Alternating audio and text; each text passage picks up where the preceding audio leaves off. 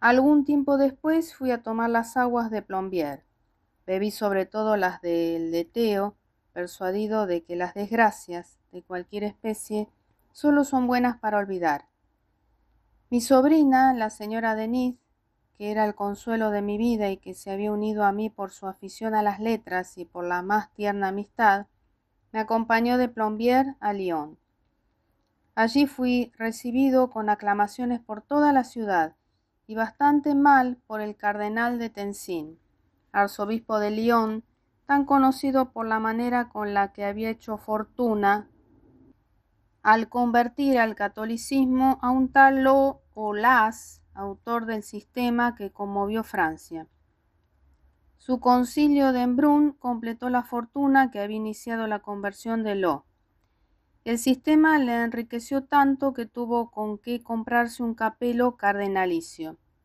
Fue ministro de Estado, y en calidad de ministro me confesó confidencialmente que no podía invitarme a comer públicamente, porque el rey de Francia estaba enfadado conmigo a causa de que le había dejado por el rey de Prusia.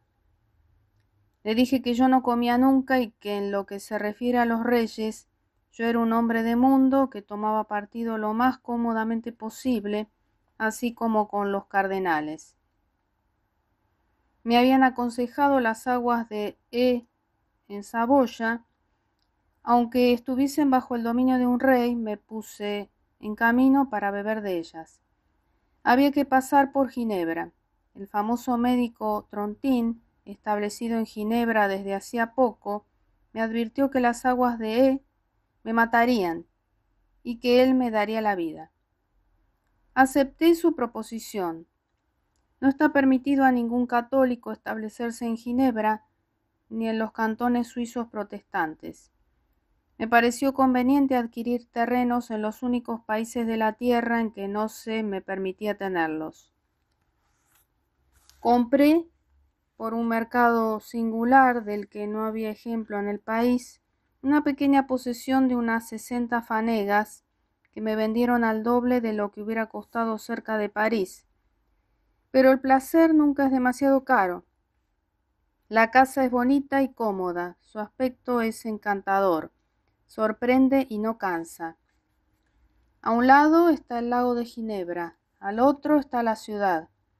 El Ródano surge a grandes borbotones y forma un canal en la parte baja de mi jardín. El río Arp, que desciende de Saboya, se precipita en el Ródano.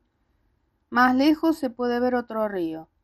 100 casas de campo, 100 jardines risueños adornan las orillas del lago y de los ríos.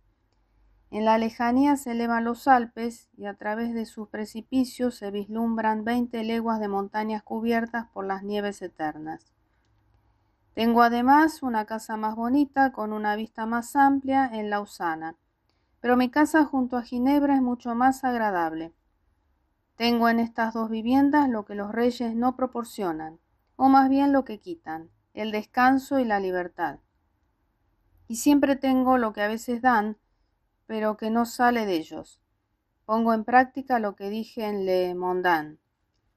Ah, qué buenos tiempos los de aquel siglo de hierro.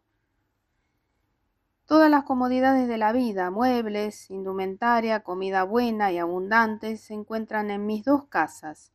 Una sociedad amable y de hombres de letras llenan los momentos que el estudio y el cuidado de mi salud me dejan libres.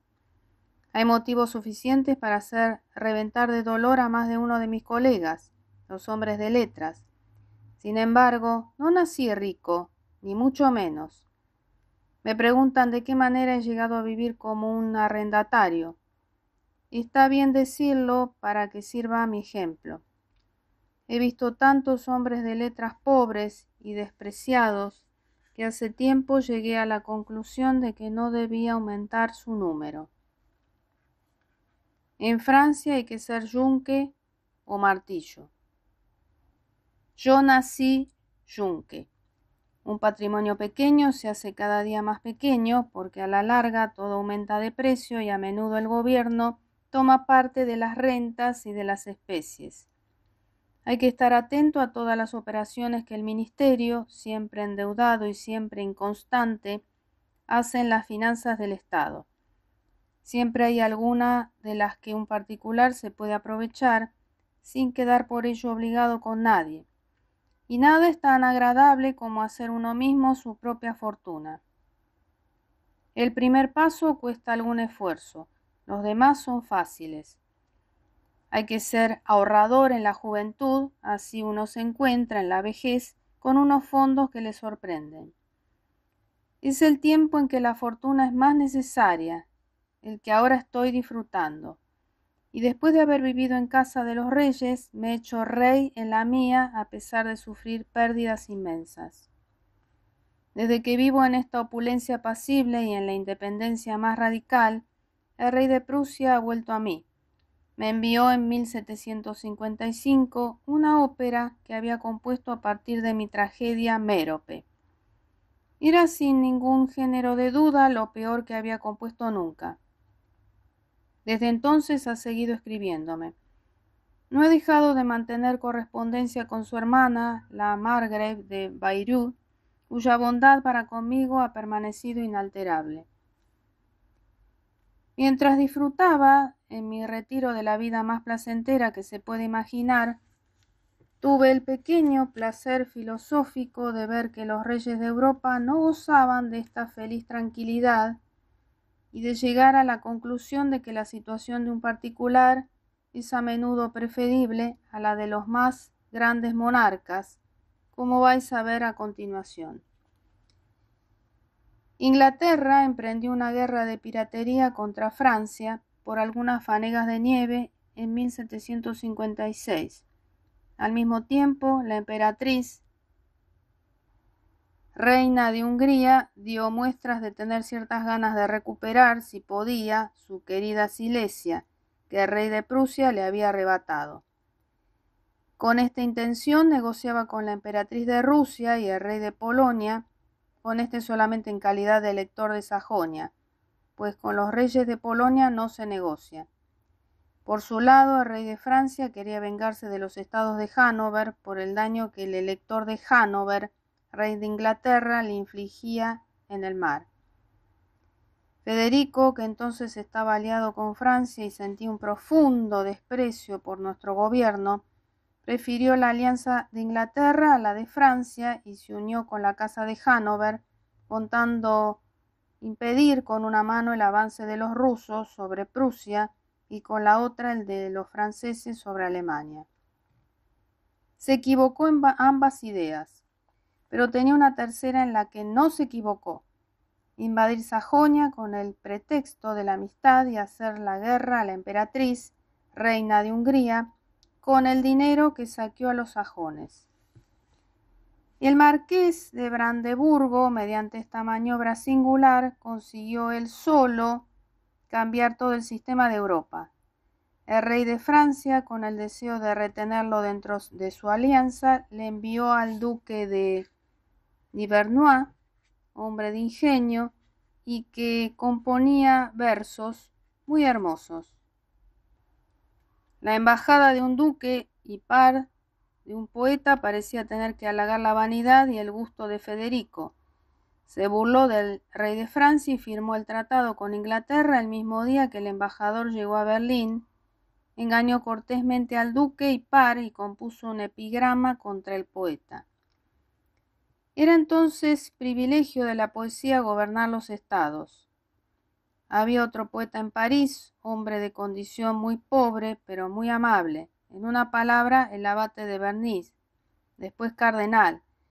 Había empezado componiendo versos contra mí y después se hizo amigo mío, lo que no le sirvió de nada. Pero se hizo amigo de la señora de Pompadour y eso le fue más útil. Le enviaron del Parnaso en embajada a Venecia, estaba entonces en París disfrutando de un gran crédito. El rey de Prusia, en ese bello libro de poesía que ese señor Freytag me exigía en Frankfurt con tanta insistencia, había deslizado un verso contra el abate de Bernis. Evitad de Bernis la estéril abundancia. No creo que ese libro y esos versos llegaran hasta el abad, pero como Dios es justo, se sirvió de él para vengar a Francia del rey de Prusia. El abad firmó un tratado de ataque y defensa con el señor de Starhemberg, embajador de Austria, con la oposición de R'Huillier, entonces ministro de Asuntos Exteriores. Madame Pompadour dirigió esta negociación. R'Huillier fue obligado a firmar el tratado junto con el abate de Bernis, algo sin precedentes.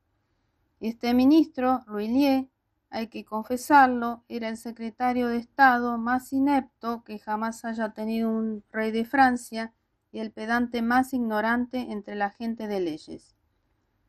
Un día preguntó si la Bessarabia estaba en Italia. Mientras no hubo asuntos espinosos que tratar, se le soportó, pero en cuanto tuvo grandes cuestiones entre manos, se notó su insuficiencia, le destituyeron y el abad Bernis obtuvo su plaza. La señorita Poisson, señora Lenormand, marquesa de Pompadour, era el auténtico primer ministro de Estado. Algunos términos ultrajantes vertidos contra ella por Federico, que no perdonaba ni a las mujeres ni a los poetas, habían herido el corazón de la marquesa y contribuyeron no poco a esta revolución en los asuntos que reunió en un momento a las casas de Francia y Austria, después de 200 años de un odio tenido por inmortal. La corte de Francia, que en 1741 quiso aplastar a Austria, la apoyó en 1756 y finalmente se vio como Francia, Rusia, Suecia, Hungría, la mitad de Alemania y el fiscal del imperio se declaraban contra el marqués de Brandeburgo. Este príncipe, cuyo abuelo apenas podía mantener a 20.000 hombres, tenía un ejército de 100.000 soldados de infantería y 40.000 de caballería, bien compuesto, aún mejor entrenado, provisto de todo, pero por fin había 40.000 hombres en armas contra el Brandeburgo. Sucedió en esta guerra que cada partido tomó al principio todo lo que estaba a su alcance. Federico tomó Sajonia, Francia tomó los estados de Federico desde la ciudad de Gueldre hasta Minden, en el Weser, y se apoderó temporalmente de todo el electorado de Hannover y del Hesse, aliado de Federico. La emperatriz de Rusia tomó toda Prusia. Este rey, derrotado en un principio por los rusos, derrotó a los austríacos y después estos le derrotaron en Bohemia el 18 de junio de 1757.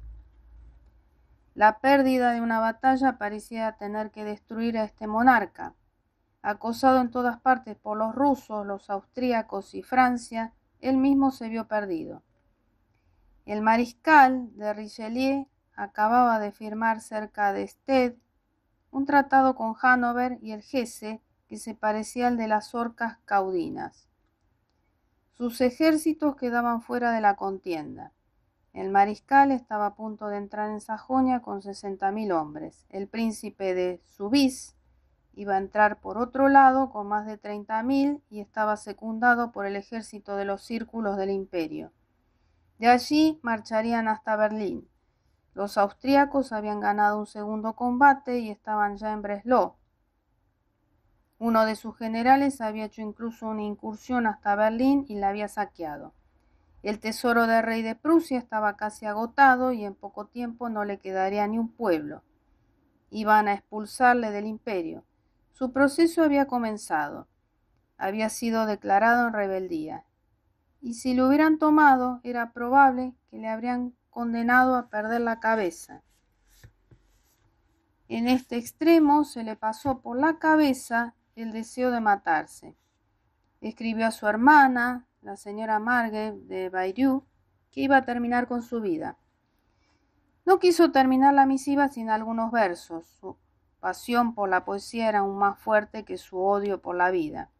Escribió entonces a la marquesa d'Argens una larga epístola en verso en la que le daba parte de su resolución y le decía adiós. Por singular que sea esta epístola, tanto por el tema como por su autor y por el personaje a quien iba dirigida, no hay medio de transcribirla aquí completa. Hay tantas repeticiones, pero se encuentran algunos trozos bastante bien hechos para un rey del norte. Y aquí algunos pasajes. Amigo, la suerte está echada. Cansado de doblegarme al infortunio, bajo el yugo de la adversidad, acorto el tiempo detenido, que nuestra madre naturaleza, a mis días llenos de miseria, se ha dignado prodigar por liberalidad. Con corazón seguro, mirada firme, me acerco al feliz final, que me va a proteger de los golpes de la suerte, sin timidez, sin esfuerzo. Adiós, grandezas, adiós, quimeras, con vuestras centellas pasajeras ya no se deslumbran mis ojos. Sí, vuestro falso resplandor de mi naciente aurora hizo imprudentemente surgir deseos indiscretos, hace tiempo desvanecidos. En el seno de la filosofía, escuela de la verdad, Zenón me desengañó de la frivolidad que produce los errores del sueño de la vida. Adiós, divina voluptuosidad. Adiós, placeres encantadores que halagáis la molicie y cuya tropa seductora con lazos de flores encadena la alegría. Pero ¿qué hago, Dios mío, doblado bajo la tristeza? Soy yo quien ha de nombrar los placeres, el júbilo, y bajo las garras del buitre se ve a la tierra tórtola y a la lastimera Filomela cantar o respirar el amor. Tiempo ha que para mí el astro de la luz solo ilumina días señalados por mis males. Tiempo ha que Morfeo, ávido de adormideras, no se digna lanzarlas sobre mi párpado. Decía por la mañana los ojos cubiertos de llanto. El día que pronto va a despuntar me anuncia nuevas desgracias. Yo decía la noche, pronto vas a renacer para eternizar mis dolores. Vosotros de la libertad héroes que reverencio, oh manes de Catón, oh manes de Bruto, vuestro ilustre ejemplo me ilumina entre el error y el engaño. Vuestra antorcha funeraria me muestra el camino poco conocido del vulgo, que nos habían trazado vuestras antiguas virtudes. Aparto las novelas y los pomposos fantasmas que engendró de su seno la superstición, y para profundizar en la naturaleza de los hombres, para conocer lo que somos, no me dirijo a la religión. Aprendo de mi maestro Epicuro, que del tiempo la cruel injuria deshace los seres compuestos, que ese soplo, esa chispa, ese cuerpo vivificante de los cuerpos organizados, no es de naturaleza inmortal, nace con el cuerpo, crece en los niños, sufre del dolor cruel, se extravía, se eclipsa, baja con los años. Sin duda perecerá cuando la noche eterna venga a arrancarnos del número de los vivos. Vencido, perseguido, fugitivo en el mundo, traicionado por amigos perversos, sufro en mi dolor profundo más males en este universo que en las ficciones de la fábula fecunda. Ha sufrido jamás Prometeo en los infiernos. Así, para terminar mis penas, como esos desgraciados en el fondo de su celda, cansados de un destino cruel y engañando a sus verdugos, con un noble esfuerzo rompen las cadenas, sin preocuparme de los medios, rompo los funestos lazos, cuya sutil y fina trama a este cuerpo devorado por las penas demasiado tiempo se unió a mi alma. Ves en este cruel cuadro de mi óbito la justa causa, al menos no pienses por el vacío del sepulcro, que aspiro a la apoteosis, pero cuando la primavera al llegar de nuevo de su seno abundante te ofrezca flores abiertas, cada vez con un ramo de mirtos y rosas, acuérdate de adornar mi tumba. Me envió esta epístola escrita por su propia mano. Hay varios hemistiquios plagiados del abate de Joliet y de mí. Las ideas son incoherentes, los versos en general mal hechos, pero también los hay buenos, y es mucho para un rey hacer una epístola de 200 malos versos en el estado en el que se encontraba. Quería que dijeran que había conservado toda su entereza y libertad de espíritu en un momento en que los hombres apenas las tenían. La carta que me escribió manifestaba los mismos sentimientos, pero había menos mirtos y rosas, menos ficción y dolor profundo.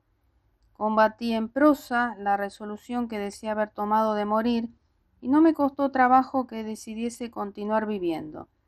Le aconsejé iniciar una negociación con el mariscal de Richelieu, imitar al duque de Cumberland. Por último, me tomé todas las libertades que se pueden tomar con un poeta desesperado que estaba a punto de dejar de ser rey. Escribió en efecto al mariscal de Richelieu, pero al no obtener respuesta decidió luchar contra nosotros. Me comunicó que iba a luchar contra el príncipe de Soubise. Su carta terminaba con versos más dignos de su situación, dignidad, valor e ingenio. Cuando se está cerca del naufragio, al afrontar la tormenta hay que pensar, vivir y morir como rey. Cuando avanzaba contra los franceses y los imperiales, escribió a la señora Marguerite de Bayrou, su hermana, que se dejaría matar, pero era más feliz de lo que decía y creía. Esperó el 5 de noviembre de 1757 al ejército francés e imperial en un puesto bastante ventajoso en Rosbach, en las fronteras de Sajonia. Y como siempre había dicho que se dejaría matar, quiso que su hermano, el príncipe Enrique, cumpliese su promesa a la cabeza de 5 batallones prusianos que debían soportar el primer esfuerzo de los ejércitos enemigos, mientras su artillería los destruiría y su caballería atacaría la de ellos. En efecto, el príncipe Enrique fue herido ligeramente en la garganta con un disparo de fusil y fue, creo, el único prusiano herido en esta jornada. Los franceses y austríacos huyeron a la primera descarga. Fue la derrota más inaudita y más completa narrada jamás por la historia. Esta batalla de Rosbach será célebre durante mucho tiempo. Se vio a 30.000 franceses y 20.000 imperiales huir vergonzosa y precipitadamente ante 5 batallones y algunos escuadrones. Las derrotas de Azincourt, Crécy y Poitiers no fueron tan humillantes. La disciplina y la instrucción militar que su padre había establecido y que el hijo había fortalecido fueron la verdadera causa de esta extraña victoria. La instrucción prusiana se había perfeccionado durante 50 años. Habían querido imitarla en Francia, igual que en los demás estados, pero no se había podido hacer en 3 o 4 años con franceses poco disciplinables, lo que se había hecho durante 50 años con los prusianos. Se habían cambiado incluso las maniobras en Francia, casi en cada revista, de manera que los oficiales y los soldados, al haber aprendido mal ejercicios nuevos y diferentes unos de otros, no habían aprendido nada en absoluto y realmente no tenían disciplina ni instrucción alguna. En una palabra, con solo ver a los prusianos, todos huyeron en desbandada y la fortuna quiso que Federico pasara en un cuarto de hora del colmo de la desesperación al de la felicidad y la gloria. Temía, sin embargo, que esta felicidad fuera muy pasajera. Temía tener que soportar todo el peso del poder de Francia, Rusia y Austria, y le habría gustado mucho separar a Luis XV de María Teresa.